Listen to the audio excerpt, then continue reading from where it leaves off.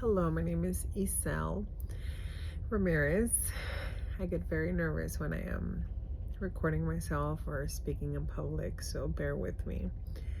I am currently on a Disney cruise that I had planned more than a year ago. And I didn't know I was going to be doing my master's program, but here I am doing a master's program and on this Disney cruise. So sorry for the light, sorry for the silence, not the silence, but if there's any echoing or going around. So after reading module 2 in regards to racial identity development, it helped me examine and understand my own racial identity development and identify myself with the ethnic minority identity development, which is a framework that focuses on the experiences of ethnic minorities, particularly immigrants to the US. As a daughter of Mexican parents, I feel very close to immigrants, and I have lots of empathy over people who cross the border and come into the US for a better life. As an ethnic minority, we learn to value and integrate one's culture as well as the majority culture. I'm sure a lot of you guys are the son or the daughter of immigrant parents, and you can relate to me where, we are the daughter or the son of a Mexican, and even though our culture is very traditional, we keep going back to Mexico, we have to integrate into the American culture. Thanksgiving, for example, Halloween.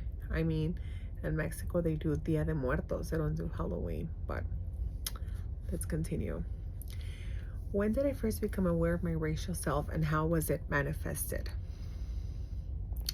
When I was little, I would go to the little stores in Mexico, and the vendors would say, or they would yell out, "Güerita, ¿necesita algo?" And I was like, "Güerita?"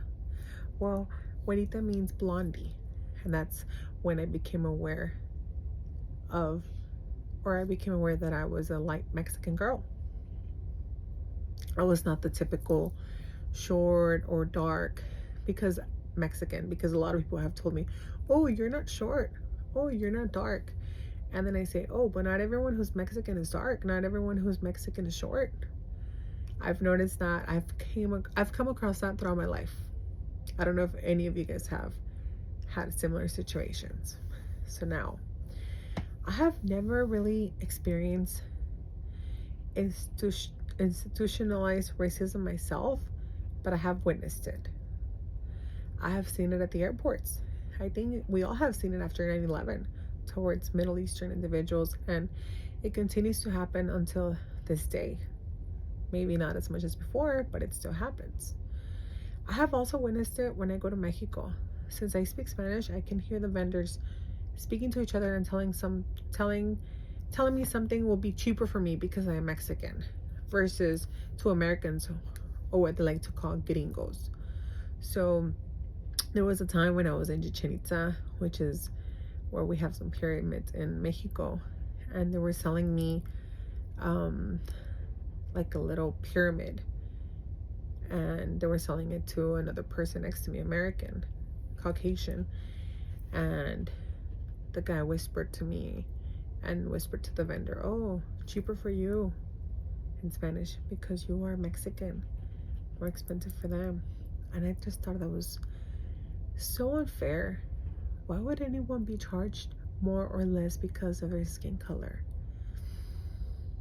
I just didn't like that. That didn't go with me. When this happened, I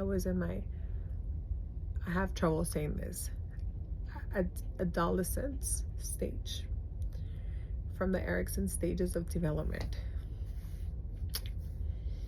It was the identity versus role confusion. When teens explore personal identity and failure results in confusion about place in society. In my case, I felt the necessity to defend the white people, Caucasian Americans, have, you know, um, I mean, everything that comes with being white, because pretty much they were being robbed. Why were they being overcharged? That just did not fit with me.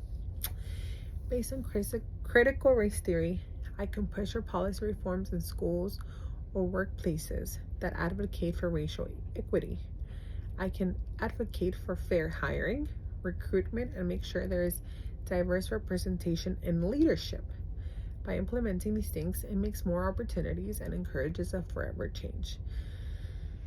Racism needs to stop. Unfortunately, I don't think it will ever stop completely to an end, but we can do things that can make things a lot better. We need to pursue and continue to fight for